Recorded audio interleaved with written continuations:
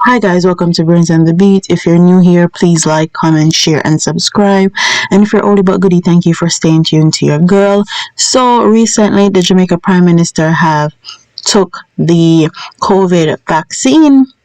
And if you guys didn't know, there was a lot of issues with him and the health minister, Christopher Tufton, not taking the vaccine, but promoting it to the people of Jamaica, saying that they should go take it. So they finally took it, but I want you guys to see this video, because if you guys see what I see, if you guys are in the medical field, I'm actually in the process of getting into my registered nursing program, and I think I know a thing or two about giving an injection. So let's watch the clip of Mr. Andrew Holness getting the injection that is the COVID vaccination. COVID shield vaccine given to our Prime Minister. 0.5 in the dose. Oh, some got how many doses? 10 doses. 10. What about small vial?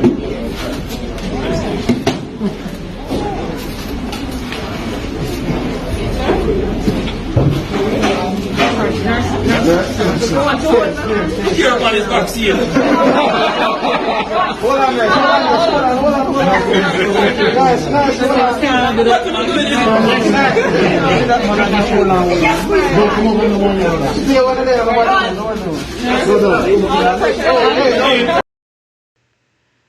Maybe I'm going insane or I'm going crazy, or did she just give an injection through a cotton swab? Watch it again. So I slowed it down for you guys to watch carefully, because this was the fastest vaccine I've ever seen done in my life, from any world leader actually, except for the ones that did the whole fake COVID vaccine thing. So watch it in slow motion.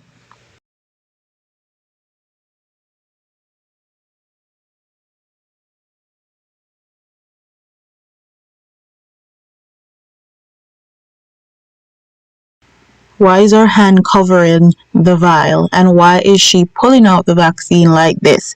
If this is supposed to quell all the talk of him not getting the vaccine, why is she hiding, taking out the fluid out of this? Watch it, watch it. She put it down.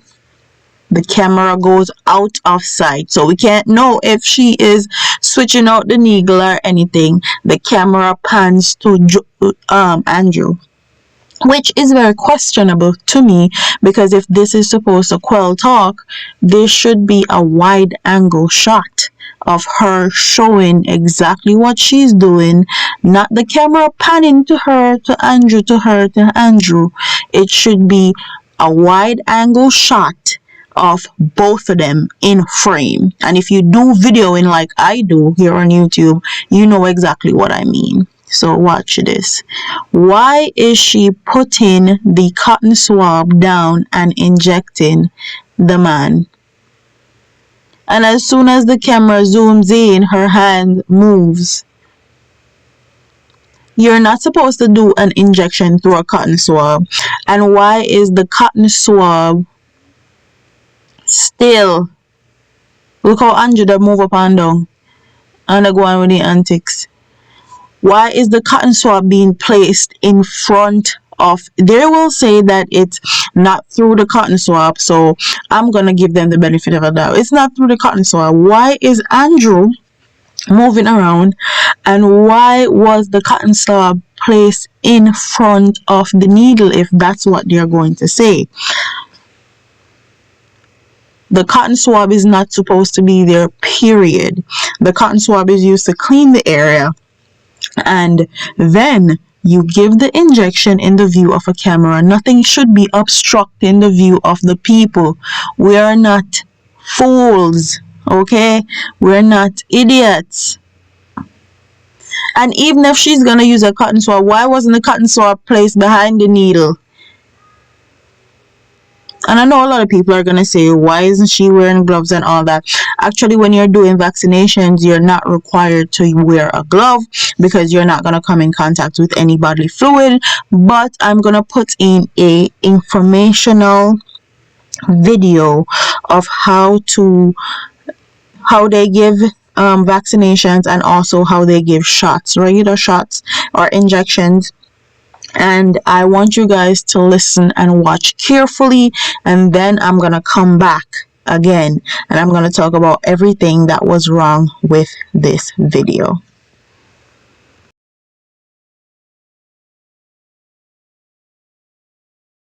Clean a flat working surface with soap and water, then dry with a clean towel. Get your hands germ-free. To keep the vial and medicine as sterile as possible, use some sanitizer gel or wash and dry your hands thoroughly.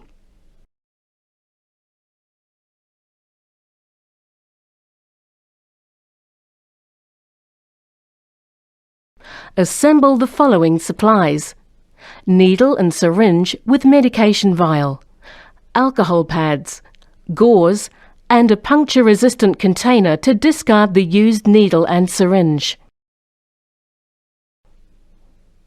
Make sure the vial is the medication your doctor prescribed. Check the expiration date on the vial. Do not use a medication with an expired date. Check the wrapping containing the syringe and the needle for damage. If the wrapping has been opened or damaged, do not use the syringe or the needle. Remove the cap off the vial.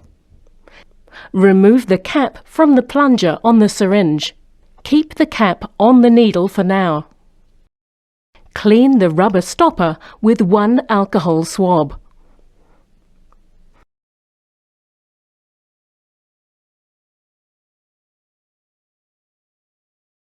Pull back the plunger and draw air into the syringe. The amount of air drawn into the syringe should be the same amount as the dose your doctor prescribed. For example, if you have been prescribed 0.5 milliliters of your medicine, draw 0.5 milliliters of air into the syringe.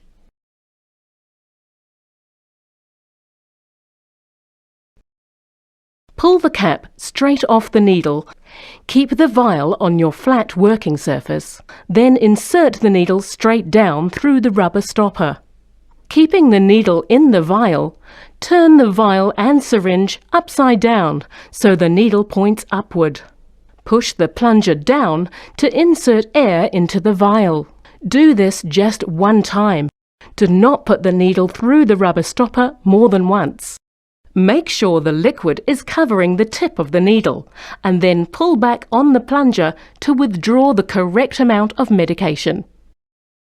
Keeping the needle pointing upward, tap the syringe to push any bubbles to the top. Then slowly push the plunger up to force the air bubbles out of the syringe. Because the injection is given under the skin, the air in the syringe will not hurt you, but air bubbles that are too large can reduce your dose of medicine. Put the cap back on the needle while you prepare the injection site.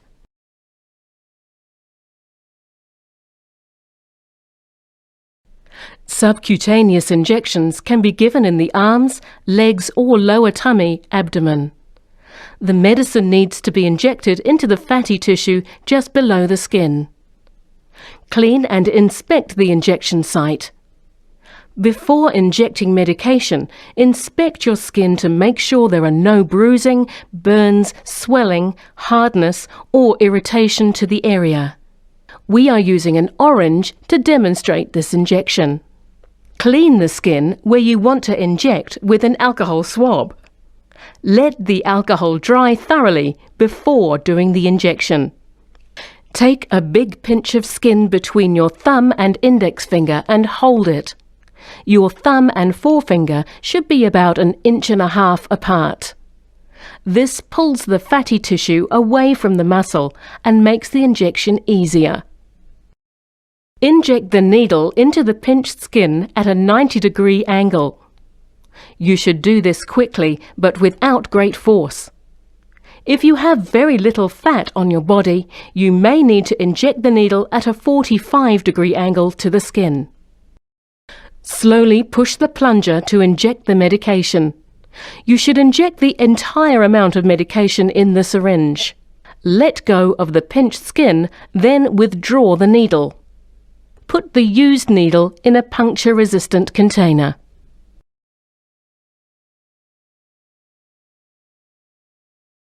When administering vaccines, unless the person administering the vaccine is likely to come into contact with potentially infectious body fluids or has open lesions on hands. Therefore, gloves are optional. Personally, I like to wear gloves because I never know what I may come into contact with.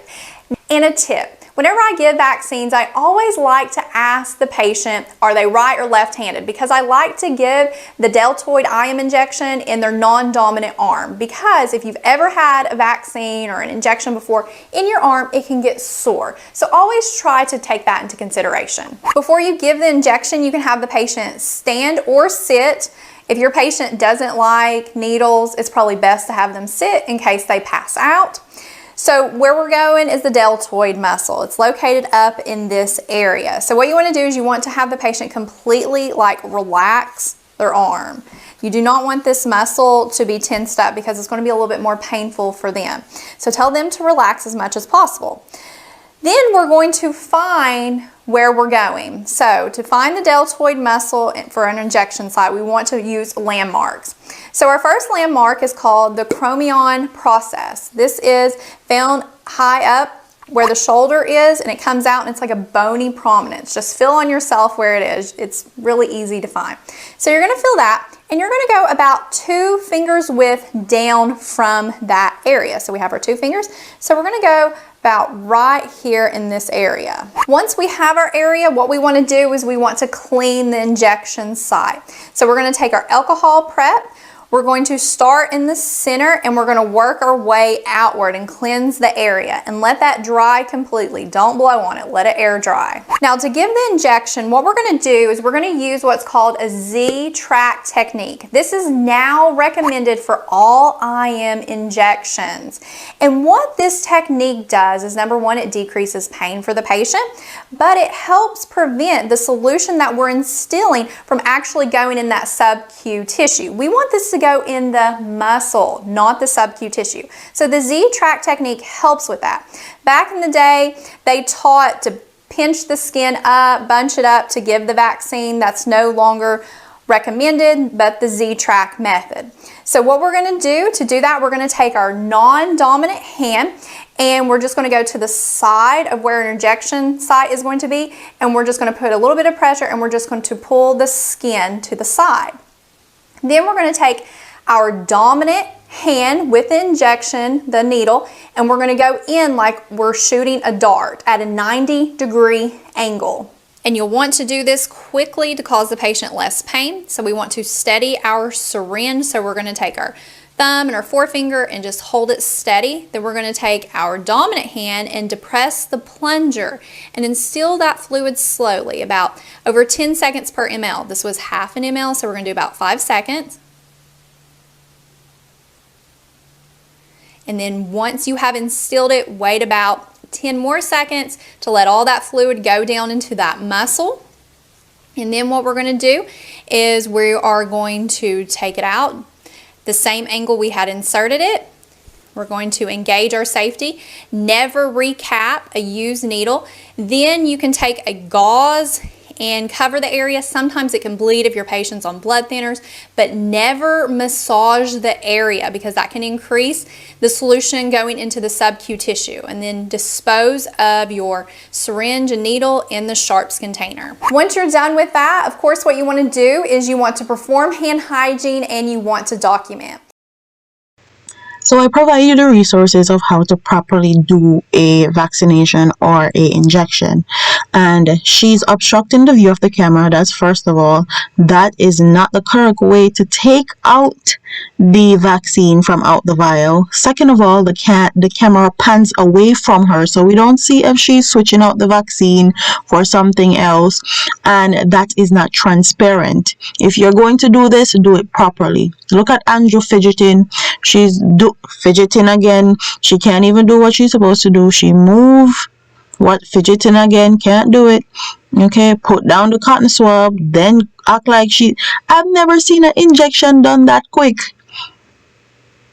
So please tell me if I'm tripping, or did you guys see what I see, or I'm just making a big deal out of nothing. Because if this is done for transparency reasons, and if this is done to quell people talking about him not taking the vaccine, then they did a piss poor job. Okay, this just leave bigger questions to be answered as to why they did this. And I'm also going to insert some pictures of some other politicians that got vaccinated, and they did the same technique with the whole cotton swab, hiding the needle and all of that. Y'all can take Jamaican people for joke, take them for coffee, but please remember, there are a lot of educated people that comes from Jamaica, lives in Jamaica, and that are not fooled. Like, comment, share, and subscribe, and leave your comments in the comment section below. You can hear my daughter. So I'm up out of here. Deuces.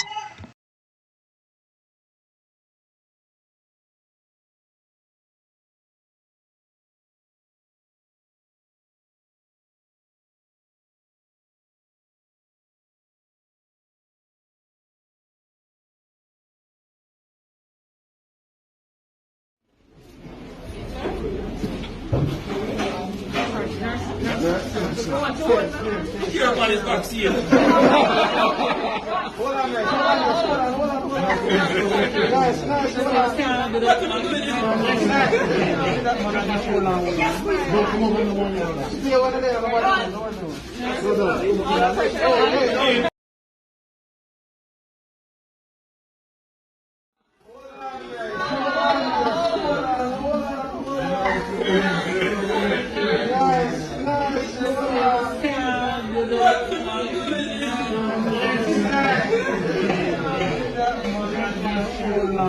Yes.